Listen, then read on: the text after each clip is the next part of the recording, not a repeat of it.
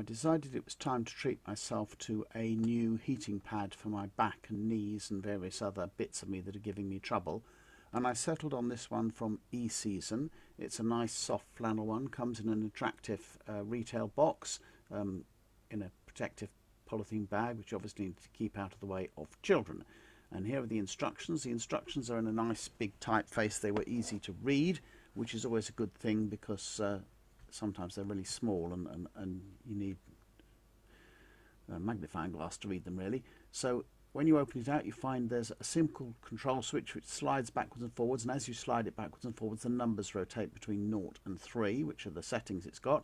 There's a washing instruction label on the pad, and there's a little plug that you can undo if you need to.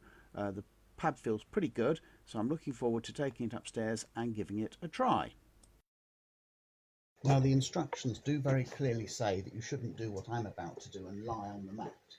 But I've recently had back surgery and I'm supposed to lie on my back, and I want to use it to treat my lower back, so I'm going to lie on it anyway, see what it feels like. It's fine. Of course, later on when I'm sleeping on my stomach, I shall use it on top of myself, and I also use it on my knees. I shall also use it on my knees, and I'll use it on top of my knees. But under my back at the moment is the only way I can do the back. It's set to heat level 2, which is warm enough to do what I need it to do.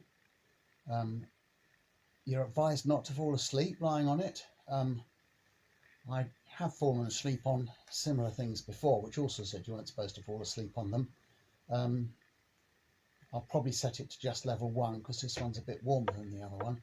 The thing I like about this one is it's a proper mat and everything's all sort of sewn together. The other one, I've got a heating pad and a separate cover, and it keeps getting twisted up inside the cover. So I think this one's going to be a lot better. Adjusting is fairly easy. You just slide the slider and the dial just clicks around like that. So it's quite nice the way it clicks around. So I've just set it down to 1. And yeah, I think I'm going to switch over to using this one. And tonight I shall be using it under my back and probably on my knees as well. For on the knees, obviously it just goes over the top and put something over the top to keep the heat in.